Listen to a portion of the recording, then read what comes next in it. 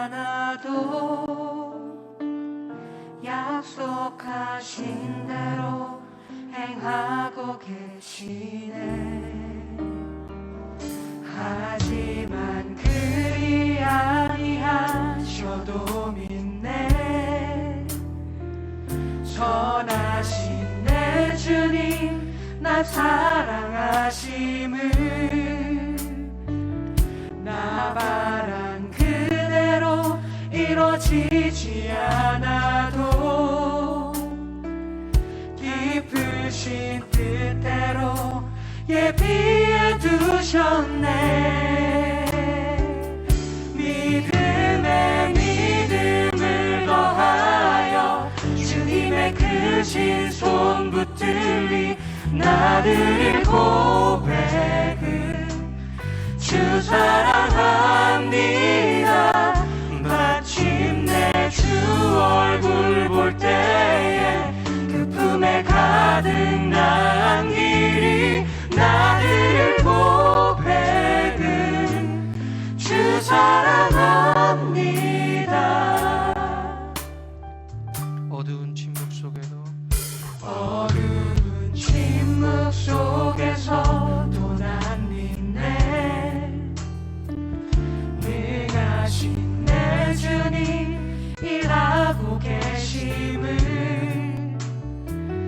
보이지 않아도 들리지 않아도 약속하신 대로 행하고 계시네. 하지만 그리 아니하셔도 믿네. 선하신 내 주님 나 사랑하심을 나 바란 그대로 이루어지지 않아도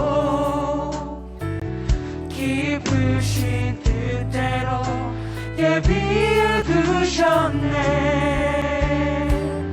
믿음에 믿음을 더하여 주님의 크신 손 붙들리 나를 고백은 주 사랑합니다. 마침내 주 얼굴 볼 때에 그 품에 가득 난 길이 나를 고백은 주 사랑합니다.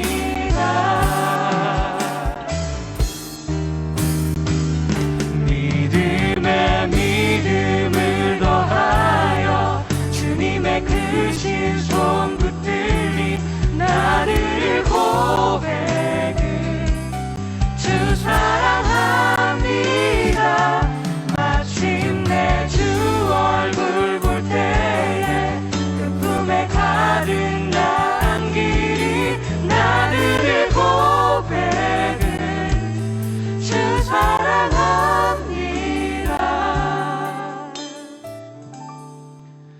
주 사랑합니다.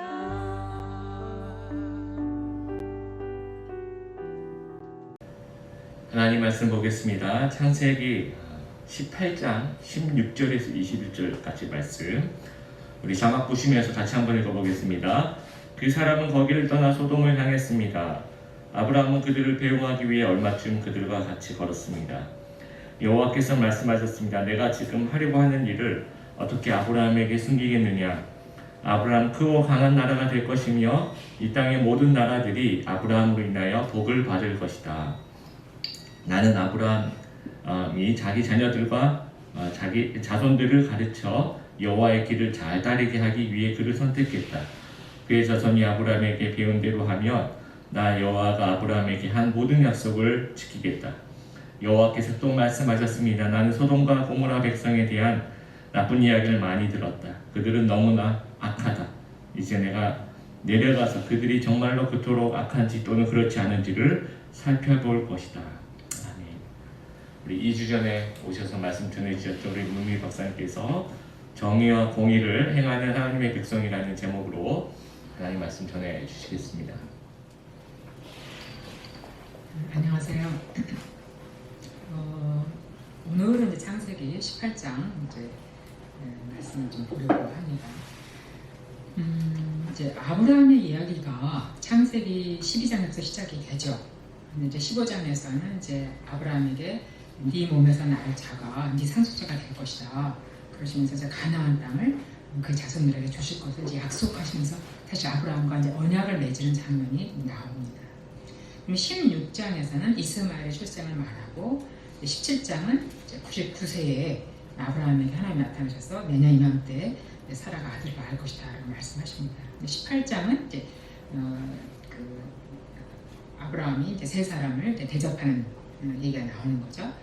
바로 이 세 사람은 이제 하나님과 그 천사들이었다고 우리가 되게 보죠. 그래서 이제 그러시면서 대접하고 이제 소돔과 고모라로 떠나시면서 하나님이 아브라함에게 소돔과 고모라의 멸망을 알리시는 사건이 나오는 그 상황에서 지금 이제 우리가 16절부터 읽은 말씀드립니다. 아브라함의 대접을 이제 받으신 후에 소돔을 향해 떠나시면서 하나님 말씀을 하십니다. 17절에 내가 하려는 것을 아브라함에게 숨기겠느냐. 그러니까 소돔에 관한 일을 아브라함에게 알리실 뜻을 비치시고 계시는 거죠. 아브라함에게 이 일을 알리신 이유가 되게 의미심장합니다. 그 밑에 이제 나오는데 18절에 보니까 아브라함은 강대한 나라가 되고 천하 만민은 그로 말미암아 복을 받게 될 것이 아니냐. 이 말씀 사실 그 후손을 통해서 나라를 세우시겠다. 또 천하 만민이 그로 인해서 복을 받게 되는 복의 근원이 되겠다. 네, 이렇게 말씀하시는 거. 그러니까 이건 아브라함에게 하신 언약의 말씀을 다시 한번 사실은 이제 반복하시는 거죠. 그러면서 나와 언약을 세운 사람에게 내가 하려는 일을 숨기지 않고 말하겠다 말씀하십니다. 소돔과 고모라에 행하실 일이 땅의 모든 민족에게 복의 근원이 될 아브라함의 지위와 역할에 깊은 관계가 있음을 암시하는 그런 말씀이라고 볼 수 있습니다. 18장 19절에 보니까 조금 더 구체적인 설명하시는데 내가 그로 그 자식과 번성에게 명하여 여호와의 도를 지켜 의와 공도를 행하게 하려고 그를 택하였나니 이는 나 여호와가 아브라함에게 대하여 말한 일을 이루게 합니다. 이제 개역 개정으로 읽었습니다만 조금 이게 번역이 조금 쉽게 한다면 내가 아브라함을 선택하여 그가 그의 자녀와 그에게 속한 모든 사람에게 공의와 정의를 행함으로 여호와의 길을 지키도록 명령하게 하려고, 그렇죠? 공의와 정의를 행함으로 여호와의 길을 지키게 하려고, 여호와의 뜻을 행하게 하려고 이 아브라함을 선택했다 이렇게 말씀하십니다. 그러니까 아브라함을 선택하시고 하나님 나라를 그를 통해서 세우겠다고 약속하시고 모든 인류의 복의 근원이 되게 하기 위한 그런 독특한 지위를 아브라함에게 주신 목적이 뭐냐? 그와 그의 자녀들이 공의와 정의를 행함으로 말미암아 하나님의 도를 지키고 하나님의 길을 지키게 하기 위해서, 하나님의 뜻을 지키게 하기 위해서다라고 말씀하십니다. 그러니까 아브라함을 선택하신 이유는 무엇이냐? 정의와 공의를 행함으로 하나님의 도를, 하나님의 길을 지키는 것. 이게 바로 이제 하나님이 선택하신 목적이죠. 하나님의 도를 지킨다. 하나님의 길을, 하나님의 뜻은 무엇일까? 시편 89편 14절, 시편 97편 2절에 보면 뭐라고 말하냐면 정의와 공의가 주의 보좌의 기초다라고 말씀하십니다. 정의와 공의가 주의 보좌의 기초다. 주의 보좌라는 것은 주의 통치죠. 주께서 다스리시는 그 통치의 기초가 뭐냐? 정의와 공의다 이렇게 말씀하세요. 다른 말로 말하면 하나님이 다스리실 때 정의와 공의가 실현된다는 말씀이에요. 그러니까 하나님의 도를 지킨다, 정의와 공의를 행함으로 하나님의 길을 지킨다, 하나님의 도를 지킨다. 이 말은 뭐예요?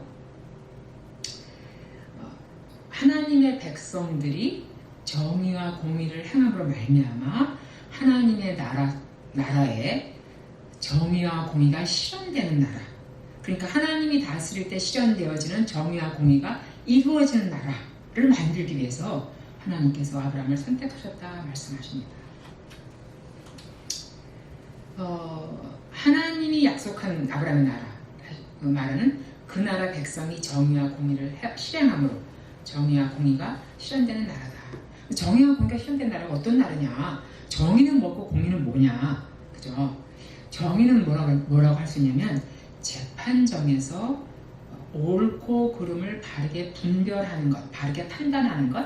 그 정의는 그러니까 옳은 것은 옳다고 하고 그른 것은 그르다고 하는 것라고 말을 할 수가 있겠습니다. 사람이 살다가 다른 사람하고 다투게 되는 일이 많이 있죠. 의견이 갈리고 또 서로 이익 때문에 다투게 되는 일이 많이 있습니다. 근데 서로 자기가 다 옳다고 주장을 하죠. 해결이 안 나잖아요. 그럼 어떻게 해요? 최종적으로 가는 곳이 재판정이에요. 근데 그 재판정에서 옳은 것은 옳다, 그른 것은 그르다. 그러니까 법에 따라서 그 기준에 따라서 그렇게 하는 게 정의라고 말합니다. 공의는 뭐냐? 공의는 그 사회가 모든 그 사회 구성원들이 잘 살 수 있도록 상생할 수 있도록 말하자면 그 사회의 법과 기준을 세우잖아요. 근데 그런 법과 기준을 잘 지키는 것이 바로 공의가 실현됐다고 말씀할 수가 있습니다. 말하자면은 그러니까 법과 기준에 일치하는 행동으로 인간관계에서 서로 평안을 주고 생명을 주는 그런 올바른 행동을 행하는 것이 공의다. 어려운 일인가요?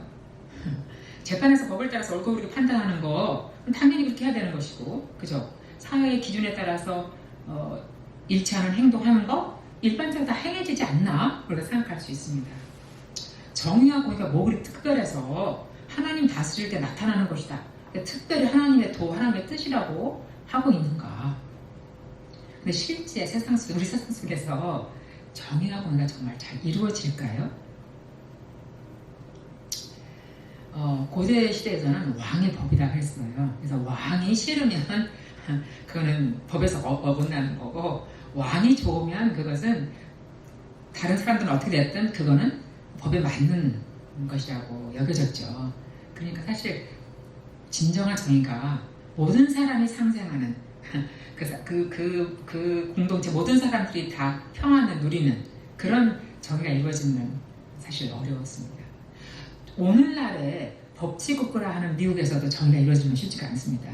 제가 어떤 얘기가 되냐면 미국에서 교통사고가 날 때요, 아무리 교통사고에서 잘못한 사람이라 할지라도 변호사를 사가지고 법정에 고소하면 그 사람 반드시 승소하게 되어 있다고 합니다. 직선으로 가는 차와 좌회전하는 차가 사고가 났다. 그러면 무조건 좌회전하는 차가 어떤 상황에서든 사실 좌회전하는 차가 문제가 되잖아요. 그런데 좌회전하는 차가 교통사고를 냈는데도 분명한데도 변호사를 사서 소송을 하면 그 사람이 이긴다고 합니다. 그러니까 정의가 실현되지 않는 거죠.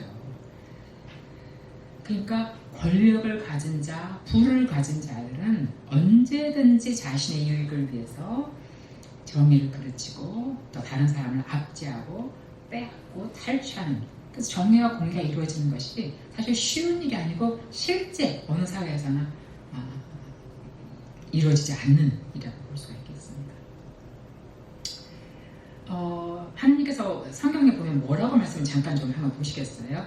출애굽기 잠깐 보시겠어요? 출애굽기 23장에 보니까 이런 말씀이 있어요. 저는 이제 개역기전이긴 한데 여러분 성경상 좀 보시면 내용이 이렇게 하니까, 너희는 거짓된 풍수를 퍼뜨리지 말며 악인과 연합해 위증하는 증인 되지 말라. 거짓말을 막 퍼뜨려가지고 재판에서 이기려고 하지 말라, 이렇게 얘기하는 거죠. 다수를 따라 악을 행하지 말며 송사에 다수를 따라 부당한 증을 하지 말라. 그러니까 재판하다가 사람들이 더 많은 사람이 이게 옳다고 그런다면 거기에 따라가지 말라는 거죠. 가난한 자의 송사로 해서 편법되이 도전하지 말라. 너무 가난하다고 불쌍해서 봐줘가지고 옳고 그름을 그르치지 말라라고 말씀하시는 거죠. 그 다음에 네가 만일 내 원수의 기리는 소나 나귀를 보거든 반드시 그 사람에게 돌려라. 이거 뭐예요? 네가 만일 너를 미워하는 자의 나귀가 짐을 싣고 엎드려짐을 보거든 그것을 걸어두지 말고 그를 도와 짐을 부려라. 공의죠. 원수를 할지라도 소와 나귀가 잃은 거를 보면 찾아줘라. 또 짐을 싣고 엎드렸으면 함께 도와서 나귀를 일으켜 세워라. 그러니까 공의를 얘기하고 계세요. 그러니까 정의와 공의가 섞여서 나온 건데 6절에 보니까 너는 가난한 자의 송사라고 정의를 굳게 하지 말며 거짓 일을 멀리하며 무죄한 자와 의로운 자를 죽이지 말라. 나는 악인을 의롭다 하지 아니하겠다. 뇌물을 받지 말라. 뇌물은 받은 자의 눈을 어둡게 하고 의로운 자는 말을 곱게 하는 것입니다. 여기 재판에서 말하자면 거짓말하는 거, 또 뇌물 받고 의로운 자를 죽이는 거, 이제 옳고 그름을 다 그르치는 걸 말하는 거죠. 그래서 정의를 실행해라라고 말씀하시고 9절에 이방 나그네를 압제하지 말라. 너희가 애굽 땅에서 나그네 되었은지 나그네 사정을 아니라. 예. 그래서 이 출애굽에도 그렇고 또 레위기도 마찬가지예요. 레위기도 보면은 그 9절에 한번 보세요. 여기니까 너희 레위기 19장 9절에 너희가 너희 땅에서 곡식을 거둘 때 너는 반 모퉁이까지 다 거두지 말라. 내 떨어진 이삭을 줍지 말고 포도의 열매를 다 따지 말라. 포도에 떨어진 열매도 줍지 말고 가난한 사람과 거류민을 위해서 버려두라. 나는 너희의 하나님 여호와니라. 도둑질하지 말고 속이지 말고 거짓말하지 말고 내 이름으로 거짓말을 하지 말고. 그죠? 13절 너는 이웃을 억압하지 말고 착취하지 말고 품꾼의 것을 밤까지 내버려 밤새도록 두지 말고. 쭉 나옵니다. 15절에는 재판할 때 불의를 향하지 말고 가난한 자의 편을 들지 말고 세력 있는 자라고 두둔하지 말고 공의로운 재판을 해라. 이렇게 말씀하십니다. 그래서 율법에서는 정의와 공의를 실현할 것을 말씀하고 계십니다. 재판에서 옳고 그름을 바르게 행해라. 그 다음에 가난한 사람들, 거류민들, 약한 사람들을 함부로 탈취하거나 하지 말고 도와라. 이렇게 말씀하고 계십니다. 그러니까 이 율법은 사실은 율법에서 말하는 건 정의와 공의를 실행할 것을 말씀을 하세요. 그래서 신명기 17장에 보면 뭘 말씀하시면 왕을 세울 때 어떻게 하라고 해요? 율법을 다 등사해서 항상 왕 곁에 두라.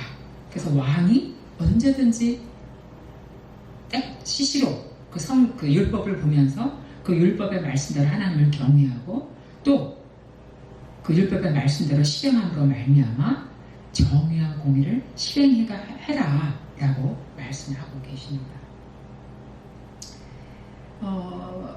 이 정의와 공의가 실현될 때 사실은 모든 그 구성원들, 그 사회 구성원들, 백성들이 상생할 수 있습니다. 우리가 웰빙, 상생 이런 얘기 많이 하죠. 네, 맛있는 거 먹어서 웰빙이 아니고 상생할 때 모두가 다 말하자면 자신의 삶을 누릴 수 있을 때 자유롭고 풍성하게 누릴 수 있을 때 그게 이제 상생이라는 사유죠. 성경적인 용어로는 안식이에요. 안식. 정의와 공의가 이루어질 때만이 사실은 상생할 수 있고 안식할 수 있습니다. 그래서 성경을 안식법이라고 말합니다. 그래서 아브라함을 선택하신 이유가 뭐냐? 정의와 공의를 행함으로 말미암아 하나님이 다스리시는 정의와 공의가 편만한 그래서 모든 백성이 상생하는 안식을 누리는 그런 나라를 이루기로 하셨던 거죠. 그래서 사무엘하 8장 15절에 보면 이런 말씀이 있어요. 사무엘하 8장 15절에 다윗이 온 이스라엘 다스려 다윗이 모든 백성에게 정의와 공의를 행할세라고 말씀합니다. 이 정의와 공의가 사실은 이제 우리나라 그 번역에 보니까 의, 공도 다 다양하게 번역이 돼요. 근데 히브리 성경에서는 이게 미슈파트 ጼ덱 그래서 justice 그다음에 righteousness 이렇게 번역이 됩니다. 근데 히브리 성경에서는 다 똑같은 단어, 제가 말씀드리는 이 단어들은 다 똑같은 단어. 창세기 18장 19절, 그 다음에 사무엘하 8장 15절, 또 에레미야 9장에, 또 에레미야 22장 3절에, 아모스 5장 24절에 다 정의와 공의, justice and righteousness, 그리고 미슈파트한테 같은 단어로 나옵니다. 우리 번역이 조금 달라서 이게 다른 의미인가 한데 같은 의미예요. 네. 그래서 다윗이 정의와 공의를 행함으로 말미암아 어떻게 했어요? 하나님의 도를 지키는 거죠. 하나님의 뜻을 지켰던 거죠. 하나님의 대리 통치자로서 하나님이 통치하실 때 나타나는 정의와 공의를 실행한 사람이 바로 다윗 왕이에요. 그래서 다윗 왕의 통치가 모든 왕들의 통치의 기준이 되었던 것이죠. 예. 그 밖에도 이제 에레미야에서 보면은 여호와께서 이와 같이 말씀하시되 에레미야 9장 23절인데요. 지혜로운 자는 지혜를 자랑하지 말고 용사는 용맹을 자랑하지 말고 부자는 부함을 자랑하지 말라. 자랑하는 자는 이것으로 자랑하는데 곧 명철하여 나를 아는 것과 나 여호와는 사랑과 정의와 공의를 땅에 행하는 자인 줄 깨닫는 것이니라. 나는 이 일을 기뻐하노라. 여호와의 말씀을 이렇게 말씀하고 계십니다.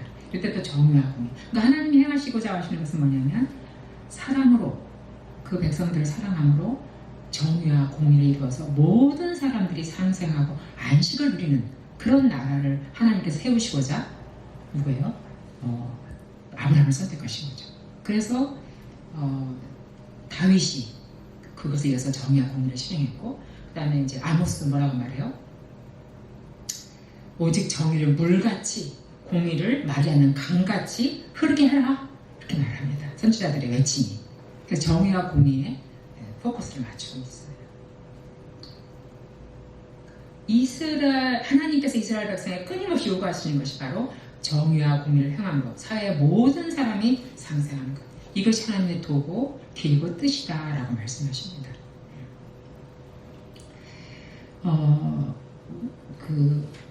말일에 보면은, 이사야 2장에 보면 말일에 보면은 많은 세상 사람들이 어떻게 해요?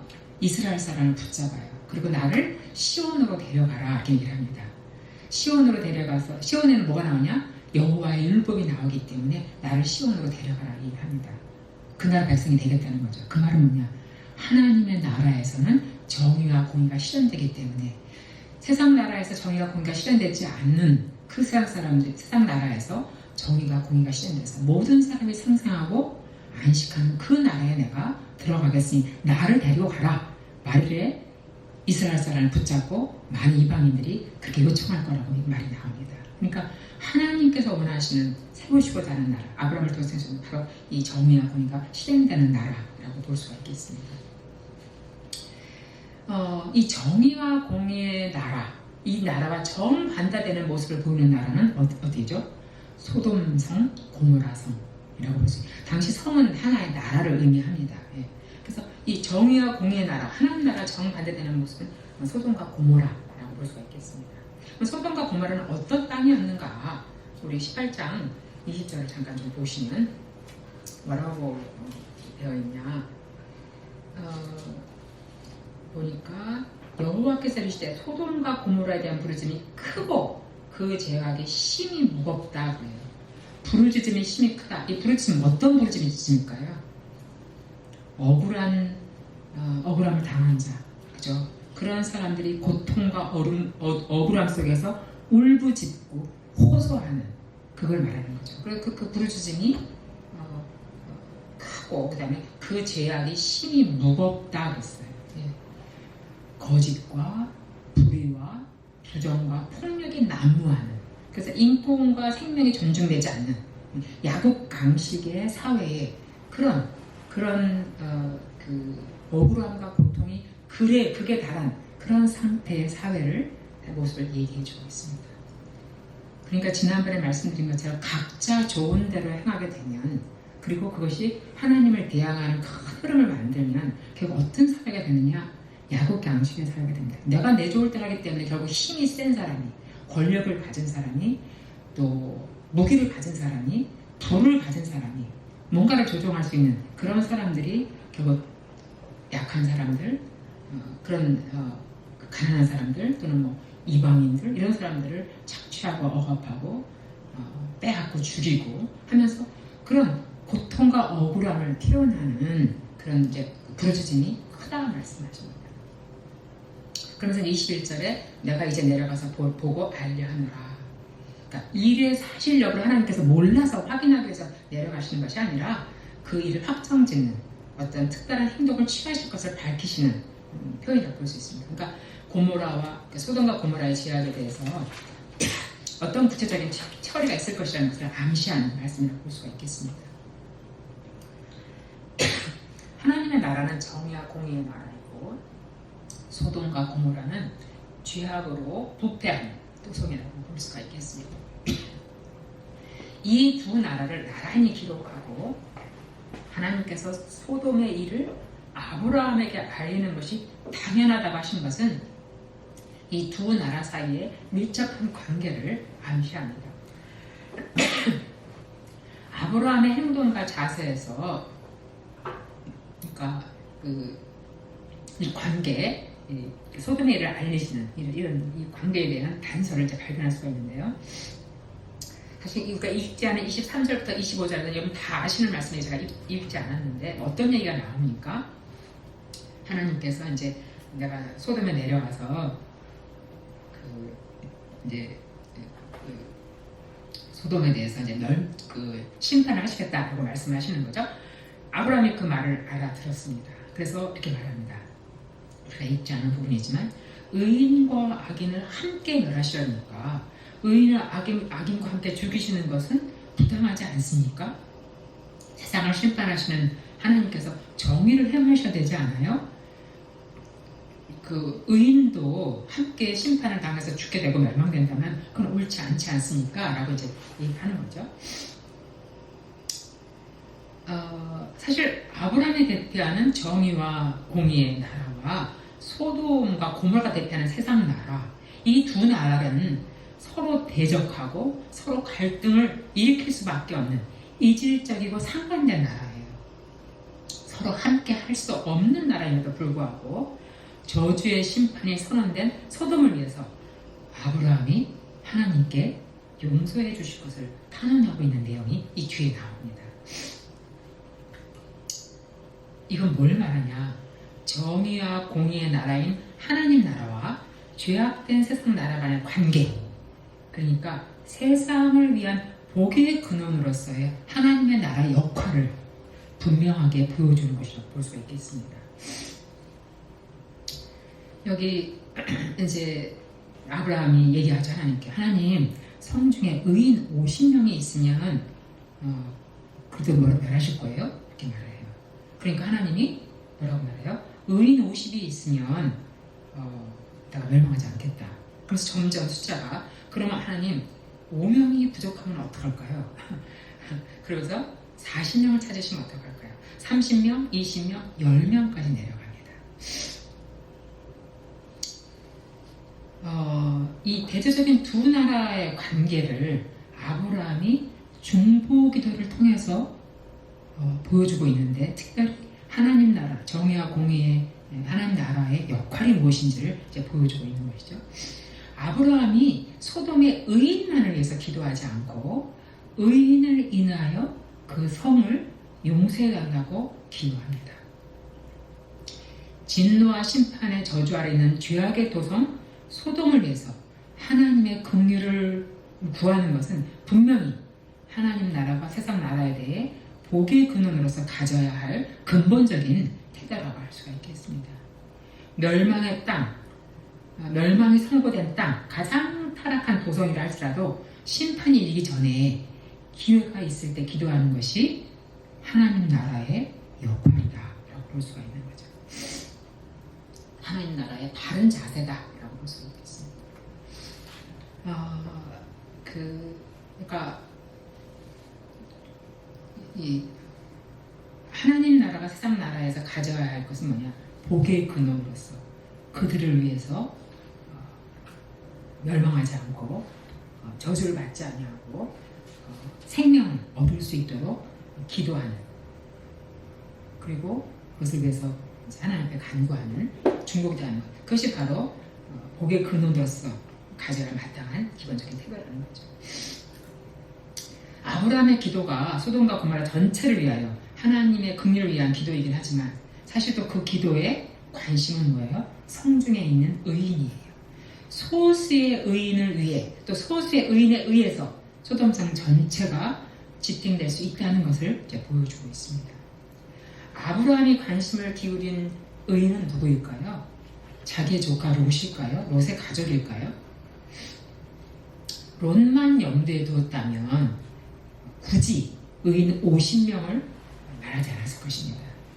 50명, 45명, 40, 30, 20, 10명 차례로 말한 것을 봤을 때 롯보다는 더 광범위한 대상을 염두에 두었을 것을 우리가 생각해 보겠습니다. 아무도 구체적인 대상을 생각하기보다는 소돔성에 거하지만 소돔의 죄악에 섞여 있지 않는, 속하지 않는, 구별될 자들을 위해서 그들을 생각하고 의인들을 이제 말했다고 볼 수가 있겠습니다.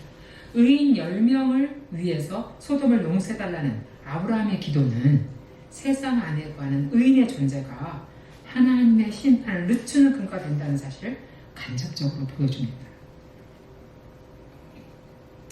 우리는 어떤 자들로 부름을 받았나요? 우리는 아브라함과 똑같이 정의와 공의를 행하여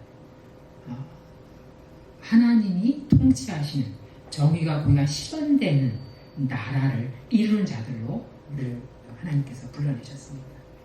그래서 정의와 공의를 행하는 삶을 살아야 하고 또 이것을 통해서 나와 함께 살고 있는 나의 공동체, 내가 살고 있는 이 사회 모든 구성원들이 상생하고 안식을 얻을 수 있도록 중보기도 하고 행동해야 하는 그런 위치로 우리가 부름을 받았습니다. 내 삶에서 내 자리에서 내가 구체적으로 실행할 수 있는 정의와 공의가 무엇인지 한번 생각해 봐야 될 것 같습니다.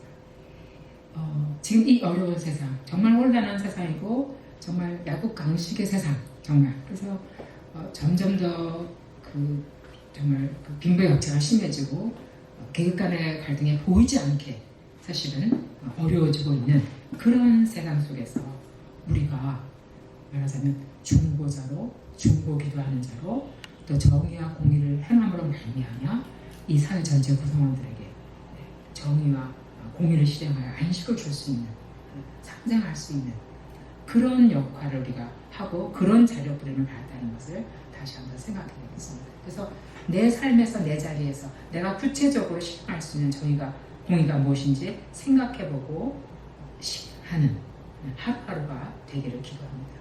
우리 이웃, 우리 사회, 우리나라를 위해서 일단 중보 기도하는 그런 시간들로 우리가 이 시대를 살아가야 되지 않는가. 이 힘들고 어려운 시대 속에 살아가야 되지 않는가. 세상 나라 하나님 나라의 대결 구도 속에 있는 우리들 속에서 우리의 역할이 무엇인지를 오늘 말씀은 이제 보여주고 있습니다. 지금 이 시간에는 같이 기도하겠습니다. 하나님을 기뻐하는 삶을 살려는 마음과 믿음과 용기를 주셔서 정의와 공의를 실현하는 자를 살게 해주시고 또 우리 이웃, 사회, 나라를 위해서 기도하는 그래서 상생하는 사회가 되도록 위해서 성령께서 역사해 주시도록 같이 기도하겠습니다. 우리 제가 기도하고 같이 기도하겠습니다.